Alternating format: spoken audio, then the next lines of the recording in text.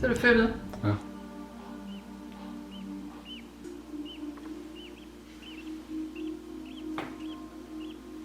Ja, men jeg hadde en merkelig dag på atelieret.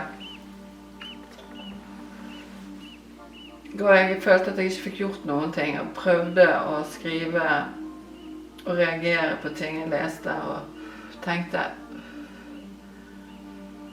Og så gikk dagen i frustrasjon, og så plutselig gikk det opp for meg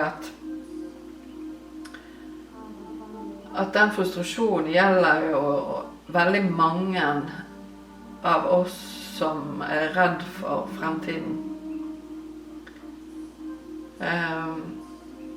Mange skriver om det, sant? Men likevel så er det jo et utrolig tomrom og frustrasjon over at det ikke hjelper. Altså, vi kan ikke bare blive siddende her og være fragmenteret. Det er jo os, der ligesom må bidrage med noget positivt. Det er os, der har chancen, og det er nu, vi er nødt til at gå i gang og prøve at finde en forbindelse til verden. Vi ved jo, der er ligesom en dybere virkelighed. Og vi er nødt til at gøre et eller andet positivt for ligesom at finde den, hvad skal man kalde det, en indgang. Vi er nødt til ligesom at åbne den verden foran os og møde den på en positiv måde. Og jeg tror, det er simpelthen, det er lige nu, vi har chancen. Det er bare med at komme op af sofaen og komme ud.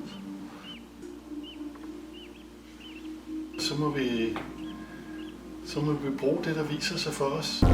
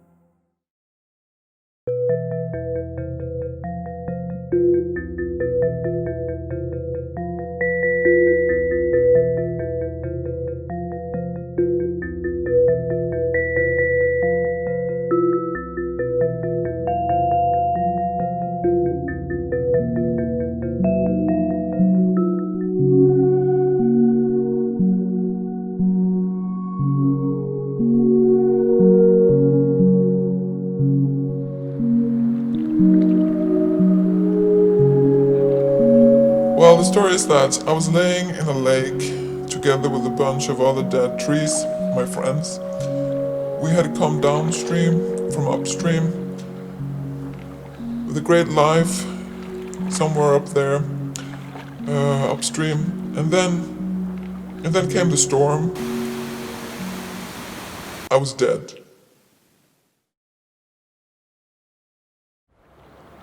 But I was not sad. I was satisfied. I mean, I was drained, dead tired. Imagine a tree in the wind, day after day, year after year, century after century. I was just lying there in the water, waiting to dissolve and transform. Entering back to the great feedback loop and to reappear as something else. It was exciting, you know, what am I going to be? We were all lying there resting, enjoying ourselves. But then, imagine my surprise. Then all of a sudden, a lot of chaos going on in the water. Someone was messing it all up. Somebody was searching for something. Trees were tossed around as if this human was looking for someone or something specific. I don't know, but wow, little did I expect that it was me. It was me she was looking for. Oh, quite a lively intrusion in our natural graveyard situation. Way too lively, if you ask me.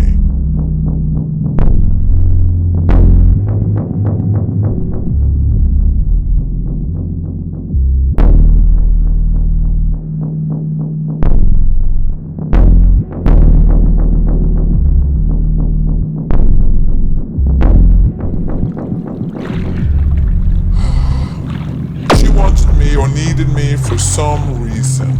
This person pulled me out of the water, up on the shore, and before I knew it, I found myself on the roof of a Kia. That was the wildest ride I have ever experienced. Fast forward, I didn't have a clue of what was going on. The world passed me by. It passed through my atoms. I'm going to sneeze. Sorry.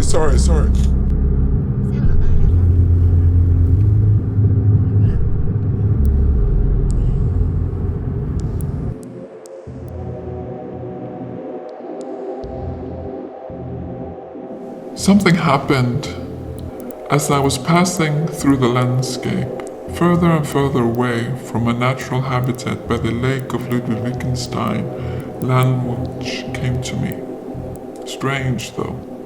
Ludwig was very much occupied by language, and I personally never really understood his fascination until I found myself in this new situation on top of this car.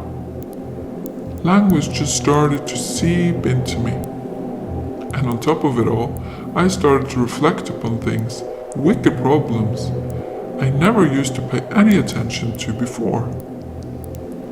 And now, suddenly, I feel I have a bone to pick with quite some people.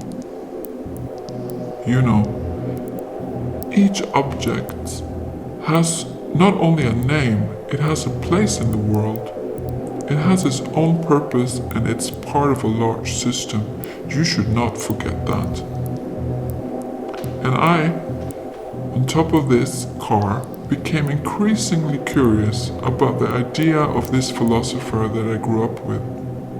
Floating in his pool of thoughts made it possible for me just suddenly to comprehend so much. I'm now reborn into language. Yeah, wow. I am reborn into language.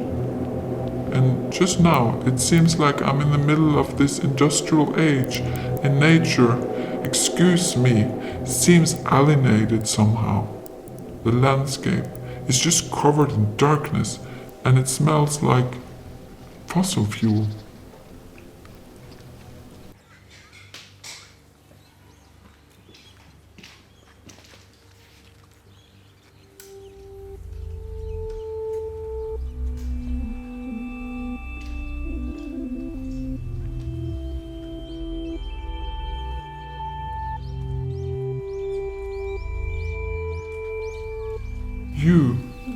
You cut down living beauty and put it in water to kill it slowly.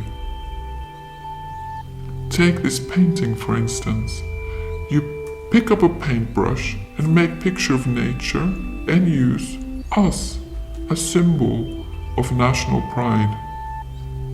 Nationalism you call it. I will call it arrogant and colonizing.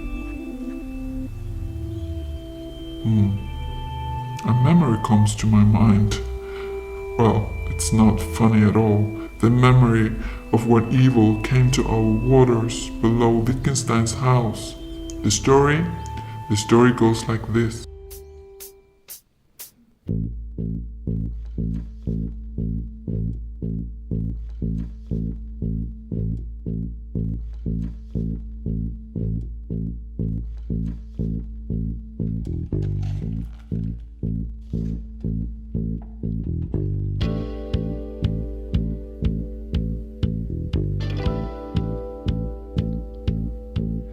My name is Adolf, I used to know this guy. His name is Ludwig Wittgenstein. He was rich, tall and smart. We went to school together.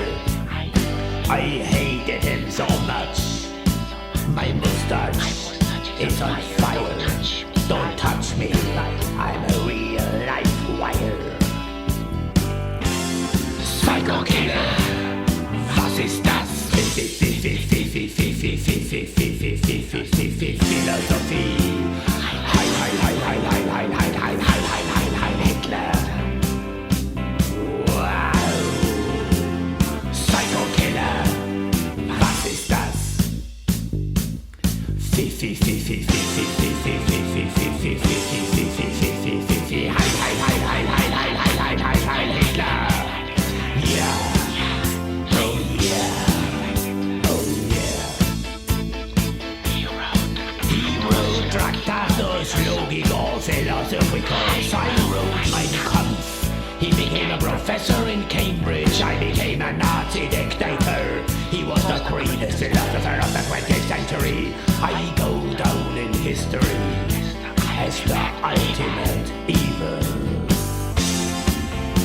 Psycho killer, was ist das?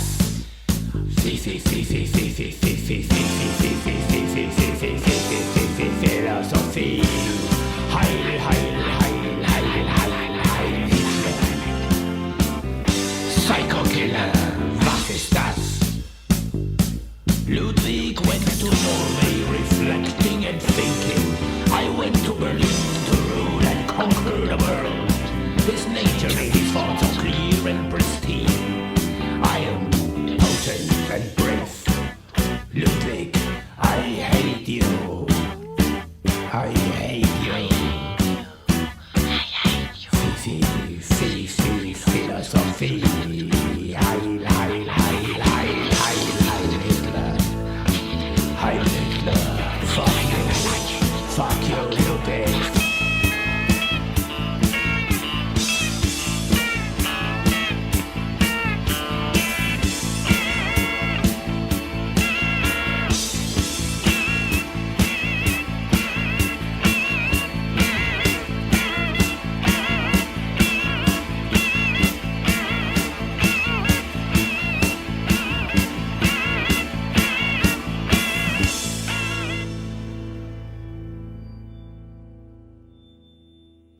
Oh dear, I am so sorry. That was very intense. I hope you are okay. The thing is that I have been studying human behavior, and I want to make a point as the attentive observer I am. 90% of you can quite easily be classified into 4 basic types of personalities: optimistic, pessimistic, trusting, and envious. What is your guess? Envious or trusting? Well, envious is that most common.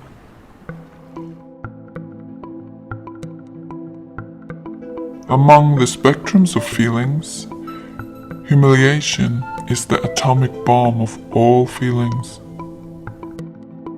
Humiliation can start wars. Hitler rose to power due to his personal connection to this exact feeling. Humiliation, made possible due to the humiliation the people of Germany was feeling at that point in history.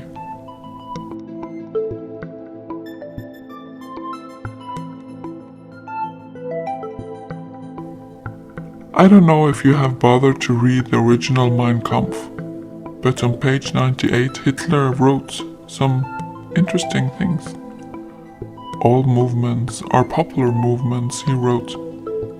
He was a master of steering volcanic eruption of human passion and emotional sentiment. It was unfortunately true.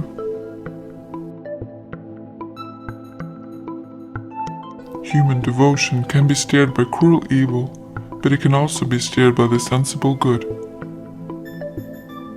So many big mysteries laying around, so many seducted by short-term fulfillment of desire.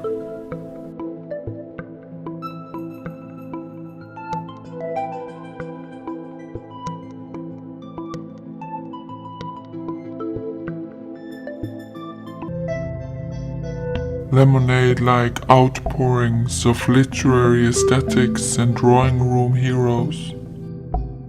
According to Hitler, only a storm of hot passion can turn the destinies of people.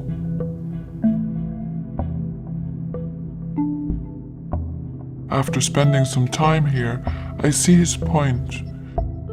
But why not get passionated by the ecological balance? Yes, the beauty in the berries, the birds, the bees, the worms, the rotten leaves.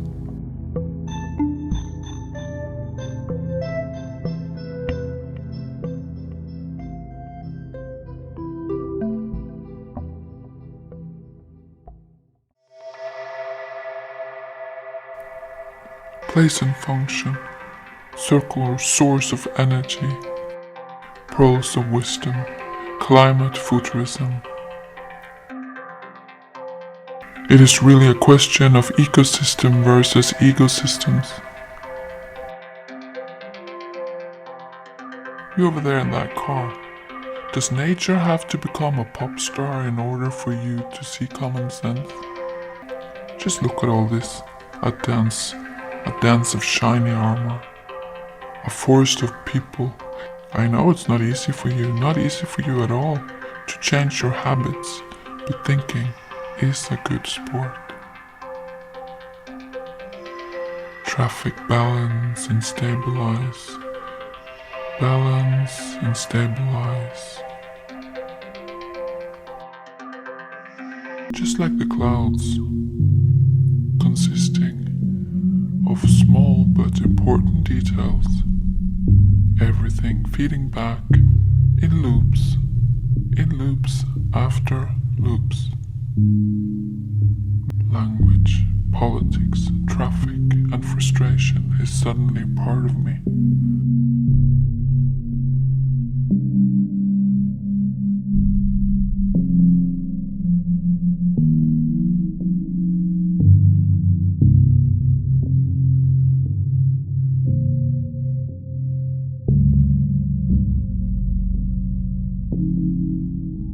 A lot of things have happened since I started my new life on top of this Kia. What a story this is.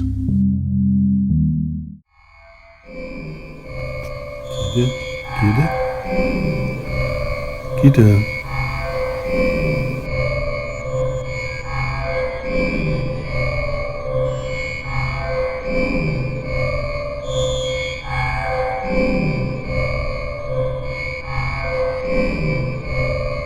Er du også forvirret? Det er som om vi er... Jeg ved ikke. Har du også oplevelsen af, at vi er på...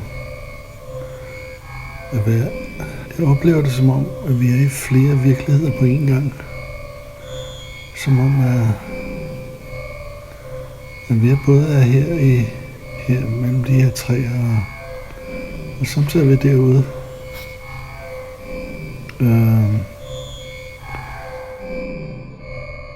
Det er lige siden vi fandt det der træ. Det er som om træet leger med os. Driller os, og jeg ved ikke. Jeg føler mig virkelig forvirret og på en måde også fortabt. Det er som om vi er ved at fare vild i forskellige virkeligheder.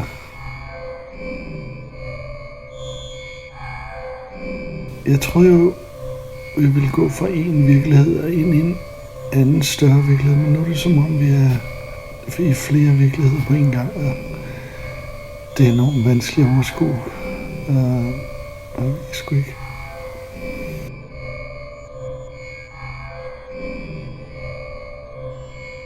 Hvor er træet blevet af? Det er ligesom, nu er det begyndt at tale, og jeg ved ikke, ja. Jeg tror, den leger med os.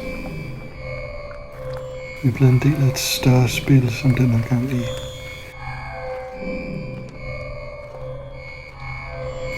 Gitte, hvor er du henne?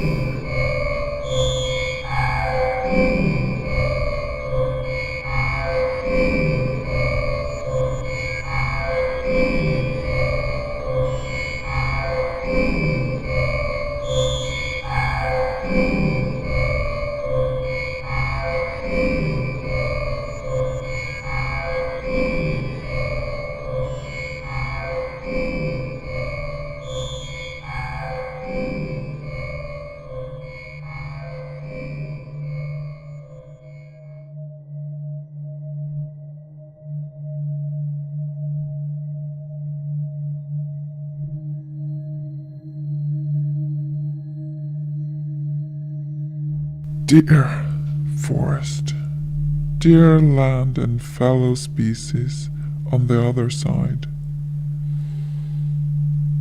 I am speaking to you from the land of the humans. By strange coincidence, I have been resurrected. I'm alive again. Oh, bloody cockroach. It is strange and highly interesting.